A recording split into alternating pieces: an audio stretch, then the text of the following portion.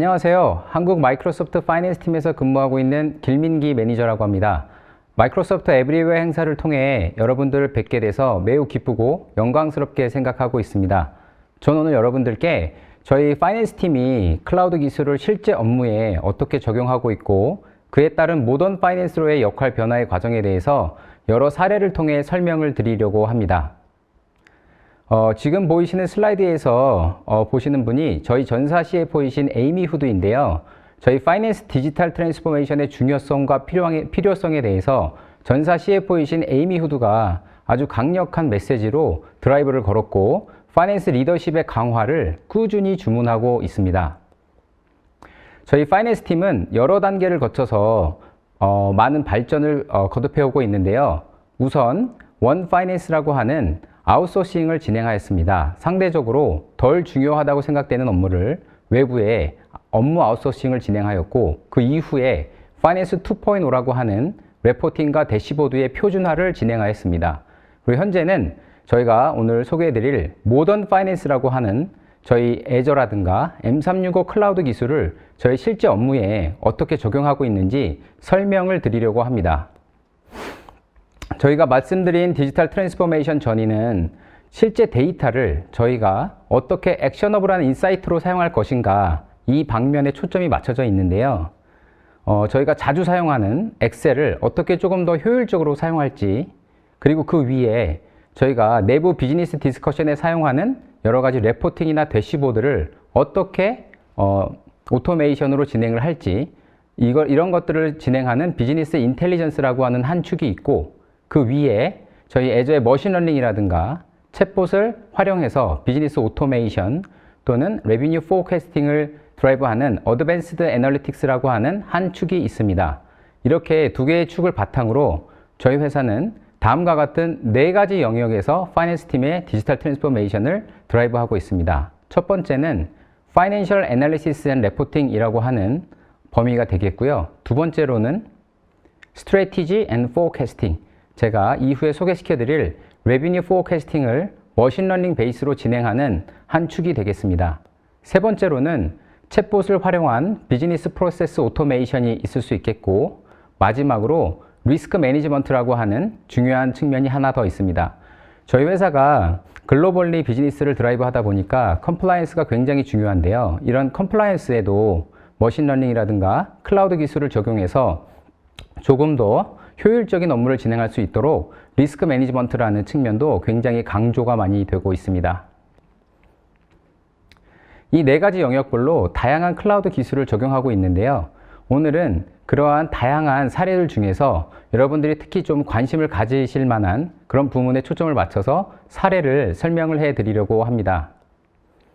파이낸스 애널리틱스 앤 레포팅은 저희 회사가 엑셀을 어떻게 클라우드 위에 올려서 효율적으로 활용하는지 보여드리는 KPI 레이크라고 하는 자료를 데모를 통해서 보여드리려고 하고, 그 이후에 매니지먼트 포탈, 저희 소위 말하는 대시보드라고 하는 저희 내부에서 비즈니스 디스커션을 할 때 사용하는 전사에서 본사에서 에어리어 헤드쿼터와 각 지사가 어떻게 대시보드를 활용하는지 사례를 말씀드리도록 하겠습니다. 그리고 많은 고객분들께서 가장 많은 관심을 보여주시는 머신러닝 레비뉴 포캐스팅에 대해서도 소개를 해드리려고 합니다.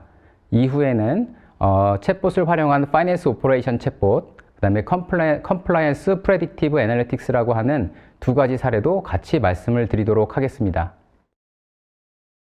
많은 고객분들께서 가장 많은 관심을 보여주시는 부분이 머신러닝을 활용해서 어떻게 레비뉴 포캐스팅을 할 것인가, 이 부분에 대해서 굉장히 관심이 많으신데요.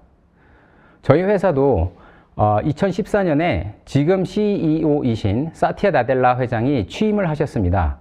취임 직후에 바로 회사의 비전을 기존의 오피스 그리고 윈도우즈 위주의 회사에서 클라우드로 대폭 전향을 시도하였습니다. 이렇게 클라우드 회사로 드라이브를 하면서 많은 변화와 도전을 주문을 하게 되었는데요. 저희 파이낸스 팀은 비즈니스를 서포트하다 보니까 이러한 변화에 능동적으로 따라가야 되는 필요성을 절실하게 느끼게 됩니다. 그래서 2014년에 저희 전사 CFO이신 에이미 후드, 좀 전에 슬라이드에서 보여드렸죠.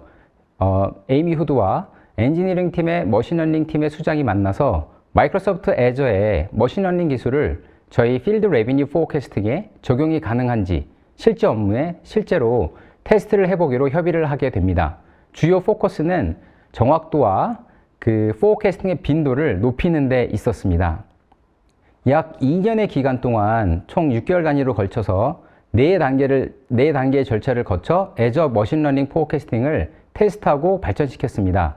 이렇게 4단계를 걸치는 동안에 이 머신러닝이라고 하는 애저의 특성을 대폭 향상시키기 위해서 특별히 총 4명의 데이터 사이언티스트가 2년의 기간 동안 저희 파이낸스 팀과 함께 프로젝트를 이끌어 주었습니다.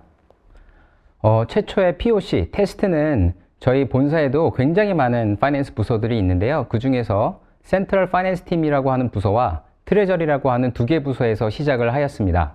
그 뒤에 6개월 뒤에는 2개의 부서를 추가해서 진행을 하게 되는데요. 이 시점에서 굉장히 중요한 이벤트가 발생을 합니다. 저희 CFO와 CSO가 협의를 통해 실제 저희 파이낸스 데이터를 기존의 온프렘 서버에서 저희 애저 위로, 클라우드 위로 이관하는 협의를 이루었다는 점입니다. 실제 파이낸셜 데이터를 클라우드로 이관하고 애저 머신러닝 등의 클라우드 기술을 본격적으로 사용하는 토대를 이루었다는 점에서 매우 중요한 의미가 있다고 볼 수 있습니다. 이후 3번째 단계에서는 본사의 파이낸스 부서들 외에 저희 전 세계에서 영업을 하고 있는 각 지사들을 포함하는 필드 레비뉴 단계로 그 범위를 확장을 하게 됩니다. 그리고 이 단계에서 B2B, 저희가 이제 각 기업 고객들을 상대로 하는 비즈니스 외에 빙 서치를 활용해서 엑스박스와 서피스, 즉 B2C, 그리고 디바이스로도 머신러닝의 사용폭을 넓히게 됩니다. 그리고 이 단계에서 CSO와 다시 한번 저희 클라우드 기술 및 데이터의 시큐리티에 대한 논의를 지속하게 됩니다. 마지막 4번째 단계에서는 애저 머신러닝 포캐스팅을 전 세계 모든 지사로 확장을 하게 되고 필드 레디니스와 교육을 위한 트레이닝을 진행을 하게 됩니다. 이 장표에서 제가 다시 한번 강조를 해드리고 싶은 부분은 이 2번째 단계에서 저희 실제 데이터를 온프렘 서버에서 클라우드로 이관을 했다라는 점입니다. 요새는 많은 분들이 머신러닝에 대한 이해도가 조금 높으신데요. 머신러닝을 실제로 애큐러시 있게 사용하기 위해서는 방대한 데이터가 필요하고 그런 데이터를 머신러닝을 통해서 학습을 시켜야 되는데 그러기 위해서는 온프렘에 저장되어 있는 데이터를 클라우드 옮기는 게 아주 핵심이라고 볼 수 있습니다. 저희도 CSO와 협의를 통해서 데이터를 클라우드로 옮기면서 본격적으로 머신러닝을 활용했다는 이 점을 다시 한번 강조해 드리고 싶습니다. 이렇게 전 세계 지사의 레비뉴를 머신러닝 확산하게 된 데에는 또 하나의 결정적인 이벤트가 있었습니다. 저희 회사는 분기별로 레비뉴를 추정을 하고 있는데요. 보통 마지막 분기, 즉 Q4에는 상대적으로 보수적인 숫자를 제출하는 게 전통적인 비헤이비어였습니다. 왜냐하면 해당 연도의 실적에 대한 기대치를 본사에게 조금 적절하게 주기 위함이 있었고 내년도 예산에 대한 저희가 Q4 포캐스팅을 근거로 해서 내년 예산을 받고 있는데요. 그 예산에 대한 고려를 하기 위해서 상대적으로 보수적이게 되는 게 각 지사에서 레비뉴 포캐스팅을 하는 어떤 행동이었습니다. 그런데 2016년 Q4에 제가 이전 장표에서 설명드린 마지막 4단계 타이밍에 아주 재미있는 결과가 발생을 하게 됩니다. 각 필드 지사에서 서밋한 숫자를 다 취합을 해서 봤더니 머신러닝이 예측한 숫자보다 갭이 엄청나게 컸고 훨씬 적은 숫자를 세일즈 팀이 제출을 하게 됩니다. 이 숫자를 가지고 저희 본사에 있는 시니어 리더십 팀이 갑론을박이 굉장히 많았는데요.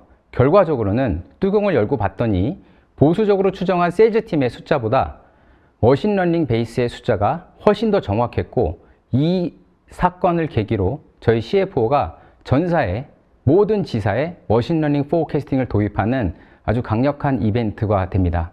그래서 예전에는 이 필드 레비뉴 포캐스팅을 위해서 분기별로 하는 추정을 위해서 약 800명의 전 세계 인원이 한 달의 기간 동안 준비, 취합, 디스커션, 그리고 본사의 레포팅 하는 절차를 겪었었는데요. 지금은 데이터 사이언티스트 2명의 도움만 있으면 2일이면은 해당 결과와 비슷한 추정치를 얻을 수가 있습니다.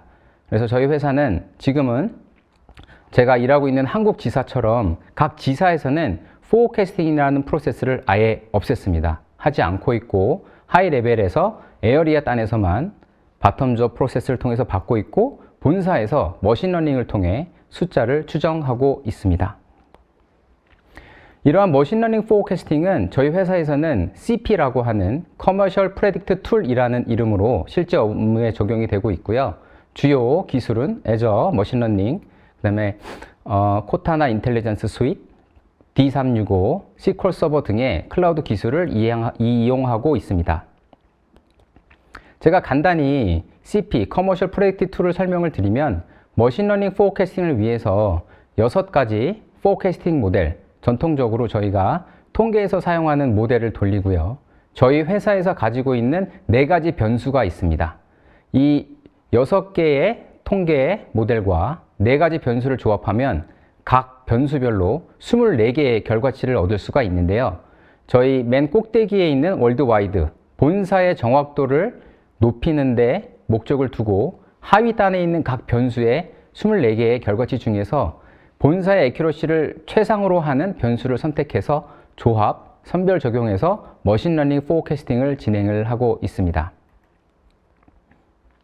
이런 머신러닝 포캐스팅의 서머리를 보여주는 장표인데요.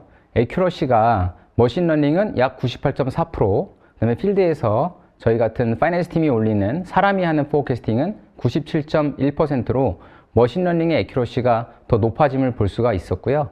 우스갯소리로 저희 CFO 에이미 후드는 필드에서는 포캐스팅을 하지 마라. 어차피 정확도가 더 떨어지고 그 시간에 더 중요한 업무를 하라는 메시지를 필드에 전하기도 하고 있습니다. 저희가 그 필드에서 각 지사에서 사용하는 레비뉴 포캐스팅 외에도 저희 본사에 있는 트레저리 팀에서 어카운팅 리시버블 포캐스팅, 매출 채권에 대한 추정치에도 애저 머신러닝을 활용을 하고 있고요. 그 외에도 엑스박스 게임을 런치할 때 빙에서 서치되는 그런 고객의 디맨드를 캐치해서 볼륨을 조정하는 데도 엑스박스 게임, 신게임 런치 시에도 볼륨 조정을 위해 애저 머신러닝을 활용하고 있습니다. 지금까지 제가 레비뉴 포캐스팅에 대한 머신러닝 활용 사례를 말씀을 드렸는데요. 두 번째로는 파이낸셜 애널리시스 그리고 레포팅에 대해서 말씀을 드리도록 하겠습니다. 이 부분도 제가 고객사를 방문해서 발표를 하다 보면 굉장히 많은 관심이 있는 부분인데요. 재무자료 분석과 레포팅을 어떻게 조금 더 효율적으로 하고 오토메이션을 할 수 있는지, 저희 회사가 어떻게 활용하고 있는지 이 부분을 설명드리도록 하겠습니다. 저희 회사는 거의 대부분 모든 국가에서 저희 비즈니스를 수행을 하고 있는데요.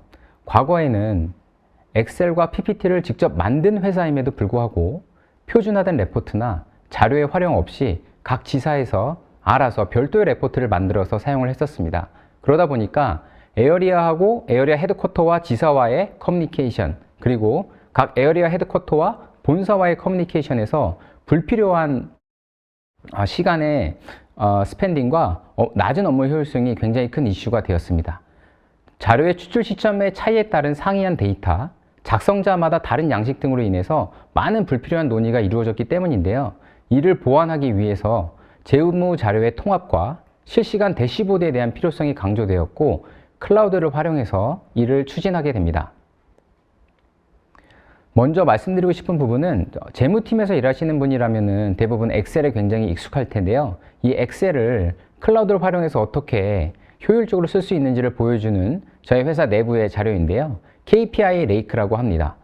제가 회사에 8년 전에 입사를 했는데 그때만 하더라도 제가 약 10개에서 15개의 시스템에서 별도로 자료를 각각 추출해서 취합을 하고 그 취합된 자료를 저희 비즈니스 리더십 팀에 제공하는 이런 프로세스를 하는데 굉장히 많은 시간을 썼었습니다.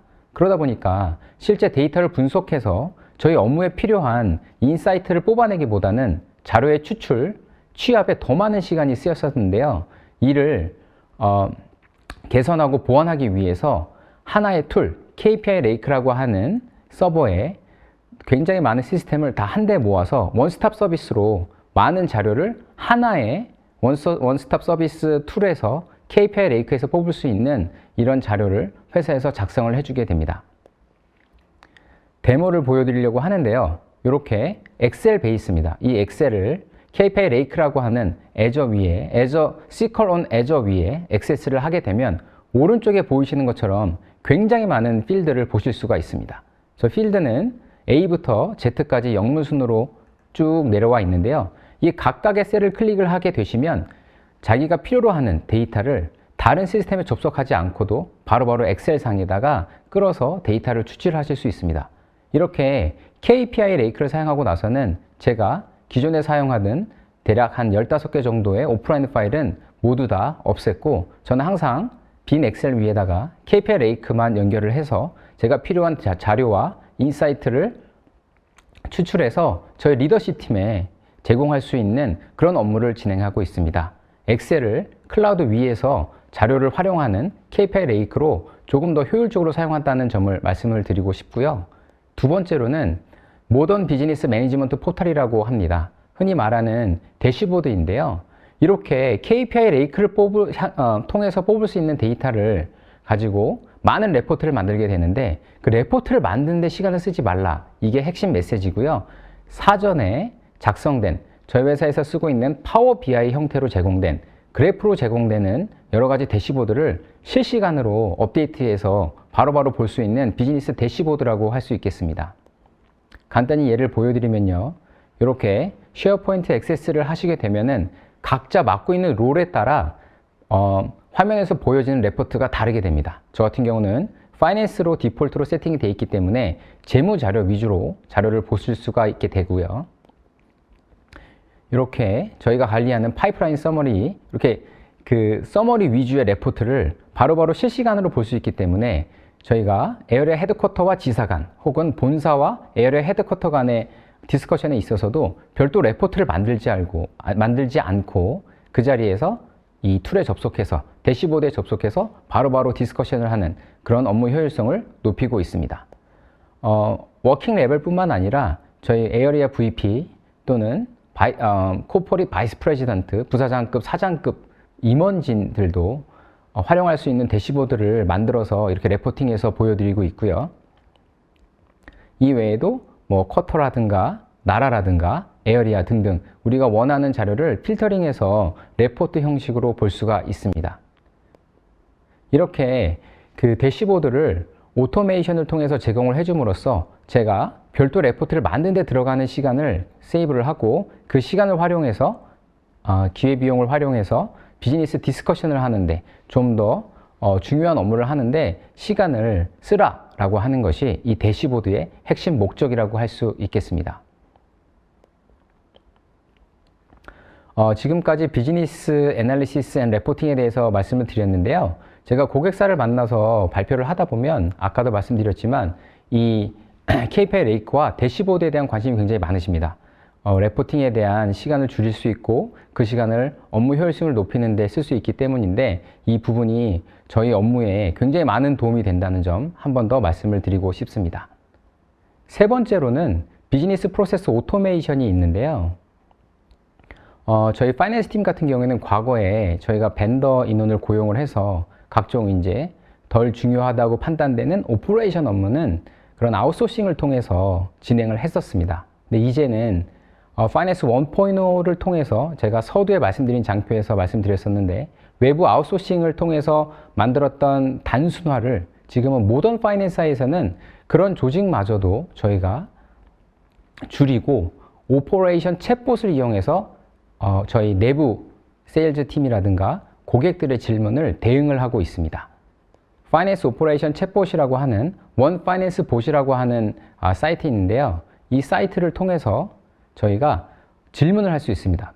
퍼체이스 오더를, 주문서를 내는 법이라든가, 그다음에 퍼체이스 오더를 관리하는 법, 그 다음에 POE를 어떻게 제출할 수 있는지, 그 다음에 POE 제출 방법 등등 필요한 모든 부분을 챗봇을 교육시켜서 저희가 업무에 활용을 하고 있고, 여기서 세이브된 시간과 리소스를 세일즈라든가 아니면 저희 테크 세일즈 팀을 충원하는데 활용을 하고 있습니다. 이 챗봇은 저희 원 파이낸스 챗봇처럼 이런 질문에 대응하는 챗봇도 있고요. 크레딧 앤 콜렉션, 저희 본사에 있는 콜렉션 팀에서도 이런 챗봇을 활용을 하고 있습니다. 마지막으로 이제 컴플라이언스의 중요성이 굉장히 강조되는 요즘인데요. 비즈니스가 굉장히 복잡해지고 클라우드를 활용하면서 더 방대하게 이루어짐에 따라 이 리스크 매니지먼트가 많은 회사에서 아주 중요한 이슈로 제기가 되고 있고, 저희 회사도 마찬가지로 이 컴플라이언스에 대한 중요성이 아주 강조가 되고 있습니다. 이 부분에서도 저희가 클라우드 기술을 활용을 하고 있는데요. 컴플라이언스 프레딕티브 애널리틱스라고 하는, 예를 들면 저희가 고객들과 혹은 저희 파트너사들과 데일리 거래를 하고 있는데, 그 다양한 거래에서 발생하는 리스크를 분석하고 하이 리스크로 머신러닝을 통해 자동 분류된 거래를 선제적으로 리뷰하고 대응하는 그런 툴이 될 수 있겠습니다. 예를 보여드리면 이렇게 파워 BI 형태로, 레포트 형태로 인사이트가 제공이 되고요. 자동으로 스코어가 점수가 매겨지게 됩니다. 고객별로, 각각의 거래별로 점수가 매겨지고, 점수가 높다는 의미는 리스크가 더 높다는 의미이고요. 리스크가 높은 고객사라든가 거래에 대해서는 노티피케이션이 가게 됩니다. 이 부분은 조금 더 디테일한 리뷰와 관리가 필요하다. 이렇게 선제적으로 관리를 해주고 디텍션을 해주는 이런 애널리틱스를 클라우드 기술을 이용해서 저희가 활용을 하고 있습니다. 이런 애널리틱스 외에도 글로벌 팔러시 툴이라든가 다양한 컴플라이언스 업무에 저희가 클라우드 기술을 적용해서 활용을 하고 있습니다. 이 외에도 굉장히 많은 클라우드 기술의 실제 사용 사례가 있는데요. 요즘 같은 경우에 코비드가 약 2년 전에 시작이 됐을 때 저희 회사는 발빠르게 이런 코비드를 관리하는 툴이라든가 저희 직원들과 고객들을 위해서 데일리 트래킹을 한다든가 헬스 체크를 한다든가 오피스에 들어오기 전에 헬스 체크를 한다든지 이런 임시적인 자료를 만들 때 클라우드 기술, 파워 BI라든가 저희 애저를 활용해서 이런 앱을 발빠르게 만들어서 활용을 하는 그런 사례도 있었습니다. 오늘 제가 말씀드린 이 4가지 부문에 있어서 몇 가지 사례를 보면은 이 클라우드 기술을 업무에 발빠르게 적용하는 것이 저희 파이낸스 팀에도 굉장히 큰 의미가 있다는 것을 아실 수가 있는데요. 이 장표를 통해서 말씀을 드리고자 하는 부분은, 과거에는 제가 말씀드린 것처럼 다양한 데이터에 접속을 해서 자료를 추출하고 그 추출된 자료를 취합하고 분석해서 저희 리더십 팀, 세일즈 팀에 단순 자료를 제공하는 거에 저의 많은 시간을 썼다면, 지금은 그런 업무를 거의 하지 않고 있습니다. 제가 아까 말씀드렸던 KPI 레이크 또는 대시보드를 통해서 그런 업무를 대체해 나가고 있고, 제가 CFO 포캐스트, 분기별로 하는 레비뉴 포캐스팅도 한국 지사에서는 더 이상 하고 있지 않습니다. 과거에는 제 1년 업무의 3분의 1이 분기별 포캐스팅이었고, 또 다른 3분의 1은 예산 작업에 있었습니다. 나머지 3분의 1은 데이터 추출 및 가공, 취합, 제공에 있었는데요. 이런 업무를 클라우드 기술을 파이낸스가 접목함에 따라 제가 일하고 있는 한국 지사에서는 하지 않게 되었고, 저는 그 남는 시간을 저희 내부 인베스먼트 에스컬레이션이라든가 딜 스트럭처를 디벨롭하는 부분, 또는 고객과의 어떤 가격이라든가 오퍼 미팅에 참석해서 네고시에이션을 한다는 부분, 또는 어드밴스드 비즈니스 날리지를 가지고 저희 팀에게 어떻게 더 뉴 레비뉴를 창출할 수 있는지, 어떤 비즈니스 인사이트에 우리가 집중을 해야 되는지, 이런 부분에 저의 많은 시간을 쓰게 되는, 과거의 트레디셔널한 파이낸스는 포캐스팅, 예산 작업, 버제팅이라고 하죠. 그 다음에 데이터 제공에 있었다면, 지금은 제공된 데이터와 대시보드를 분석해서 인사이트를 뽑아내고 그 인사이트를 가지고 저희의 새로운 업무와 매출 향상을 증가하는 변화된 파이낸스로의 역할을 기대를 하고 있습니다. 그런 관점에서 오늘 제목에서 보실 수 있는 것처럼 모던 파이낸스라고 하는, 모던 파이낸스 디지털 트랜스포메이션 전이라고 저희 회사 내부에서는 정의를 하고 있습니다. 지금 보여드리는 장표에서 보실 수 있는 부분이 제가 말씀드린 파이낸스 팀의 역할의 변화, 모던 파이낸스로의 변화를 통해서 저희 회사가 얻은 업무 효율성과 생산성의 향상을 보실 수 있는 그래프인데요. 아래에 파란색으로 막대 그래프를 통해서 보실 수 있는 부분이 전 세계에서 일하고 있는 마이크로소프트 파이낸스 팀의 직원의 숫자를 보여줍니다. 그리고 선으로 되어 있는 그래프를 통해서 보실 수 있는 부분이 저희 전사의 매출액입니다. 보시는 것처럼 매출액이 2000년도부터 2020년까지 쭉 증가를 하고 있고, 특히 클라우드로 전향한 이후에 2014년부터 급속도로 증가를 하고 있는데요. 2014년부터 저희 파이낸스 팀의 직원 숫자를 보시면 플랫하게 이루어지고 있습니다. 저희가 비즈니스가 성장을 함에 따라 파이낸스 팀의 숫자도 보통 서포트 팀의 숫자도 증가를 하기 마련인데 저희 회사에서는 2014년부터 클라우드를 파이낸스 팀 업무에 적용을 하고 있고 그로 인한 업무 생산성 향상으로 인해 파이낸스 팀 직원의 숫자를 비슷한 수준으로 유지하면서도 증가하는 레비뉴, 복잡해지는 비즈니스 환경과 다양한 프로세스를 지원하고 있다는 점을 강조해서 말씀드리고 싶습니다. 이러한 클라우드 전이 모던 파이낸스로의 디지털 트랜스포메이션을 통해서 저희가 얻을 수 있는 레슨이 많았는데요. 머신러닝을 아무래도 활용을 하다 보니까 아까도 강조해 드린 것처럼 실제 클라우드 위로 온프렘에 저장되어 있는 데이터를 클라우드로 이관하는 부분, CIO 혹은 CSO와의 협업이 중요하다. 이를 통해서 실제로 데이터를 클라우드 위로 옮겨야 된다. 그래서 취합되고 관리되는 방대한 데이터를 머신러닝을 통해서 학습을 시키고 그런 학습된 자료를 가지고 저희가 업무에 이용을 할 때 많은 업무 생산성 향상과 업무 효율을 찾을 수 있다라는 점이고요. 이렇게 클라우드 기술을 적극적으로 활용을 하는데 빨리 적용하면 적용할수록 좋다라는 게 더 많은 업무 효율성 향상과 비즈니스를 매출 향상을 기대할 수 있다라는 점이 저희가 얻은 점이고요. 리더십에서 특히 제가 말씀드린 것처럼 CEO와 CFO가 클라우드를 강력하게 주문하고 드라이브하는 점, 그리고 컴플라이언스, 복잡해지는 비즈니스 환경화에서의 컴플라이언스를 관리하기 위해서도 클라우드가 필수적이다라는 점, 이러한 점들이 저희가 파이낸스 팀이 클라우드 기술을 접목함으로써 실제 업무에 활용함으로써 경험해 보면서 느끼고 배웠다는 점을 다시 한번 말씀을 드리고 싶습니다. 지금까지 마이크로소프트 모던 파이낸스로의 변화, 파이낸스 팀의 역할의 변화, 어떻게 변화해 왔는지, 그 결과는 무엇이었는지를 발표를 해드렸는데요. 추가적인 발표나 궁금하신 점이 있으면 언제든지 저희 회사의 주요 담당자분들을 컨택해 주시면 저희가 직접 방문해서 같이 발표와 디스커션 또 나눌 수 있을 것 같습니다. 다시 한번 경청해 주신 여러분께 감사의 말씀을 드립니다.